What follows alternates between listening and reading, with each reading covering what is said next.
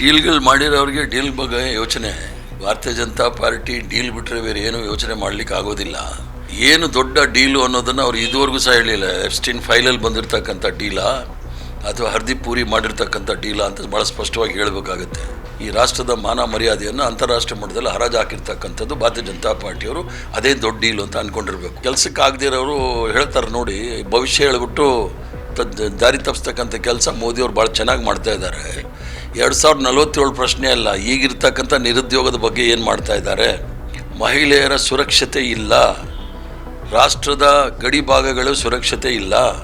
ಇದಕ್ಕೆಲ್ಲ 2047 ಬೇಕಾ?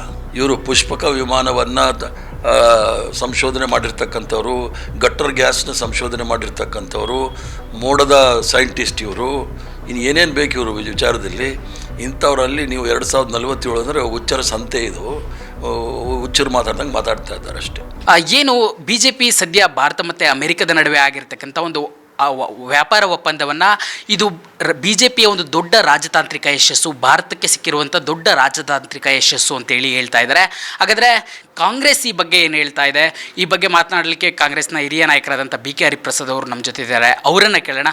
Sir, BJP ಅವರು ಹೇಳ್ತಾ ಇದ್ದಾರೆ ಭಾರತ ಅಮೆರಿಕ ಡೀಲ್ ಒಂದು ದೊಡ್ಡ ರಾಜತಾಂತ್ರಿಕ ಯಶಸ್ಸು ಅಂತೇಳಿ. ಇದನ್ನು ಕಾಂಗ್ರೆಸ್ ಯಾವ ರೀತಿ ನೋಡುತ್ತೆ ಅಂತ? ಡೀಲ್ಗಳು ಮಾಡಿರೋರಿಗೆ ಡೀಲ್ ಬಗ್ಗೆ ಯೋಚನೆ. ಭಾರತೀಯ ಜನತಾ ಪಾರ್ಟಿ ಡೀಲ್ ಬಿಟ್ಟರೆ ಬೇರೆ ಏನು ಯೋಚನೆ ಮಾಡಲಿಕ್ಕೆ ಆಗೋದಿಲ್ಲ. ಏನು ದೊಡ್ಡ ಡೀಲು ಅನ್ನೋದನ್ನು ಅವ್ರು ಇದುವರೆಗೂ ಸಹ ಹೇಳಿಲ್ಲ. ಎಫ್ಸ್ಟೀನ್ ಫೈಲಲ್ಲಿ ಬಂದಿರತಕ್ಕಂಥ ಡೀಲಾ ಅಥವಾ ಹರ್ದೀಪ್ ಪೂರಿ ಮಾಡಿರ್ತಕ್ಕಂಥ ಡೀಲಾ ಅಂತ ಭಾಳ ಸ್ಪಷ್ಟವಾಗಿ ಹೇಳಬೇಕಾಗತ್ತೆ. ಈ ರಾಷ್ಟ್ರ ಕೇವಲ ಚುನಾವಣೆ ಇದರಿಂದ ಮಾತ್ರ ಗೆಲ್ಲೋದಂತಲ್ಲ. ಇದಕ್ಕೆ ಒಂದು ರೀತಿಯ ಸಾಂಸ್ಕೃತಿಕ ಭಾಳ ತಳಹದಿ ಇರ್ತಕ್ಕಂಥ ಈ ರಾಷ್ಟ್ರದ ಮಾನ ಮರ್ಯಾದೆಯನ್ನು ಅಂತಾರಾಷ್ಟ್ರೀಯ ಮಟ್ಟದಲ್ಲಿ ಹರಾಜು ಹಾಕಿರ್ತಕ್ಕಂಥದ್ದು ಭಾರತೀಯ ಜನತಾ ಪಾರ್ಟಿಯವರು ಅದೇ ದೊಡ್ಡ ಡೀಲು ಅಂತ ಅಂದ್ಕೊಂಡಿರಬೇಕು. ಯಾಕಂದರೆ ಸಂಪೂರ್ಣವಾಗಿ ಭಾರತೀಯ ಜನತಾ ಪಾರ್ಟಿಯವರು ನೋಡಿದಾಗ ವ್ಯಾಪಾರಸ್ಥರಾಗೋಗ್ಬಿಟ್ಟಿದ್ದಾರೆ ವಿನಃ ರಾಜಕಾರಣದಲ್ಲಿ ಅವ್ರಿಗೆ ಇರೋಕ್ಕೆ ಅವ್ರಿಗೆ ಯಾವುದೇ ಸಹ ಯೋಗ್ಯತೆ ಇಲ್ಲ. ಮೊದಲನೇದಾಗಿ ಯಾವ ದೊಡ್ಡ ಡೀಲು ಅಂತ ಹೇಳಿದರೆ, ಅಮೇರಿಕಾಯಿಂದ ಬರ್ತಕ್ಕಂಥ ಎಲ್ಲ ಪದಾರ್ಥಗಳಿಗೆ 18% ಟ್ಯಾಕ್ಸ್, ನಾವಿಲ್ಲಿಂದ ಕಳಿಸೋದಕ್ಕೆ 0% ಟ್ಯಾಕ್ಸು. ರಾಹುಲ್ ಗಾಂಧಿಯವರು ಭಾಳ ಸ್ಪಷ್ಟವಾಗಿ ಹೇಳಿದ್ದಾರೆ, ಟೆಕ್ಸ್ಟೈಲ್ ಇಂಡಸ್ಟ್ರಿ ಭಾಳ ಹೊಡೆತ ಬೀಳುತ್ತೆ ಅಂತ. ಮೊದಲೇ 10 ವರ್ಷದಿಂದನೇ ಬಾಂಗ್ಲಾದೇಶನ ಮೋಸ್ಟ್ ಫೇವರ್ಡ್ ನೇಷನ್ ಅಂತೇಳಿ ಅಮೇರಿಕಾ ಹೇಳಿದೆ. ಅದರ ಅರ್ಥ, ಈ ದಕ್ಷಿಣ ಏಷ್ಯಾ ರಾಜ್ಯದಲ್ಲಿ ಯಾವುದೇ ಒಪ್ಪಂದಗಳು ವ್ಯಾಪಾರ ಎಲ್ಲ ಆಗೋ ಸಂದರ್ಭದಲ್ಲಿ ಮೊದಲನೇ ಆದ್ಯತೆ ನಾವು ಕೊಡ್ತಕ್ಕಂಥದ್ದು ಬಾಂಗ್ಲಾದೇಶ ಅಂತೇಳಿ ಈಗಾಗಲೇ ಹೇಳಿದೆ.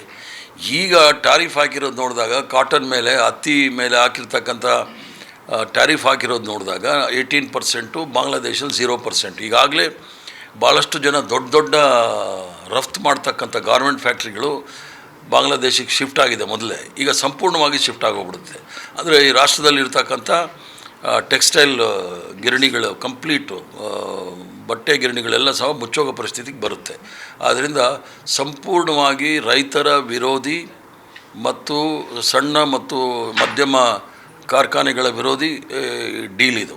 ಇದೇ ದೊಡ್ಡ ಡೀಲು ಅಂತ ಹೇಳಿದ್ರೆ, ಇವ್ರಿಗೆ ಬಡವರ ಹೊಟ್ಟೆ ಮೇಲೆ ಬೆನ್ನ ಮೇಲೆ ಬರೆ ಹಾಕೋದೇ ಡೀಲು ಅನ್ನೋದಿದ್ದರೆ ದೇವರೇ ಕಾಪಾಡಬೇಕು. ಸರ್, ಮತ್ತು ನೆನ್ನೆ PTI ಸುದ್ದಿ ಸಂಸ್ಥೆಗೆ ಮಾತಾಡ್ತಾ ನರೇಂದ್ರ ಮೋದಿ ಅವರು ಹೇಳ್ತಾರೆ, UPA ಸರ್ಕಾರದ ವೈಫಲ್ಯಗಳು ಮತ್ತು ಕೆಲವೊಂದು 2047ಕ್ಕೆ ವಿಕಸಿತ ಭಾರತ ಮಾಡಬೇಕು ಅಂತ ಕಾರಣಕ್ಕೆ ನಾವು ಯಾವುದೇ ಜನಪ್ರಿಯ ಯೋಜನೆಗಳನ್ನು ಹಾಕ್ಕೊಂಡಿಲ್ಲ ಈ ಬಾರಿ ಬಜೆಟ್ನಲ್ಲಿ ಅಂತಂತೇಳಿ. ಇದರ ಬಗ್ಗೆ ಏನು ಹೇಳ್ತೀರಿ? ಮೊದಲೇ ಅವರು ನಾನ್ ಬಯಾಲಜಿಕಲ್ ಪ್ರೈಮ್ ಮಿನಿಸ್ಟರ್ ಅಂತ ಹೇಳಿದ್ದಾರೆ. ಅವರೇನು 500 ವರ್ಷ ಬದುಕ್ತಾರೆ ಅಂದ್ಕೊಂಬಿಟ್ಟಿದ್ದಾರೆ. 2047 ಇರಲಿ, ಅದಕ್ಕೆ ಏನೂ ಕೆಲಸಕ್ಕೆ ಆಗದಿರೋರು ಹೇಳ್ತಾರೆ ನೋಡಿ, ಭವಿಷ್ಯ ಹೇಳ್ಬಿಟ್ಟು ದಾರಿ ತಪ್ಪಿಸ್ತಕ್ಕಂಥ ಕೆಲಸ ಮೋದಿಯವರು ಭಾಳ ಚೆನ್ನಾಗಿ ಮಾಡ್ತಾ ಇದ್ದಾರೆ. 2047 ಪ್ರಶ್ನೆ ಅಲ್ಲ, ಈಗಿರ್ತಕ್ಕಂಥ ನಿರುದ್ಯೋಗದ ಬಗ್ಗೆ ಏನು ಮಾಡ್ತಾ ಇದ್ದಾರೆ. ನೋಟ್ ಅಮಾನ್ಯೀಕರಣ ಆದ ತಕ್ಷಣ ಸಣ್ಣ ಮತ್ತು ಮಧ್ಯಮ ಕಾರ್ಖಾನೆಗಳನ್ನು ಮುಚ್ಚಿರ್ತಕ್ಕಂಥ ಏನು ಪರಿಹಾರ ಒದಗಿಸ್ತಾರೆ. ಅದ್ರ ಜೊತೆಗೆ ಮಹಿಳೆಯರ ಸುರಕ್ಷತೆ ಇಲ್ಲ, ರಾಷ್ಟ್ರದ ಗಡಿ ಭಾಗಗಳು ಸುರಕ್ಷತೆ ಇಲ್ಲ. ಇದಕ್ಕೆಲ್ಲ 2047 ಬೇಕಾ? ಈಗಿರ್ತಕ್ಕಂಥ ವರ್ತಮಾನದಲ್ಲಿರ್ತಕ್ಕಂಥ ಸಮಸ್ಯೆಗಳಿಗೆ ಏನು ಪರಿಹಾರ ಅಂತ ಹೇಳೋದು ಬೇಕಾಗಿಲ್ಲ. ಯಾಕಂದರೆ ಇವರು ಪುಷ್ಪಕ ವಿಮಾನವನ್ನು ಸಂಶೋಧನೆ ಮಾಡಿರ್ತಕ್ಕಂಥವ್ರು, ಗಟ್ಟರ್ ಗ್ಯಾಸ್ನ ಸಂಶೋಧನೆ ಮಾಡಿರ್ತಕ್ಕಂಥವ್ರು, ಮೋಡದ ಸೈಂಟಿಸ್ಟ್ ಇವರು. ಇನ್ನು ಏನೇನು ಬೇಕು ಇವರು ವಿಚಾರದಲ್ಲಿ? ಇಂಥವರಲ್ಲಿ ನೀವು 2047 ಅಂದರೆ ಹುಚ್ಚರ ಸಂತೆ. ಇದು ಹುಚ್ಚರು ಮಾತಾಡ್ದಂಗೆ ಮಾತಾಡ್ತಾ ಇದ್ದಾರೆ ಅಷ್ಟೇ.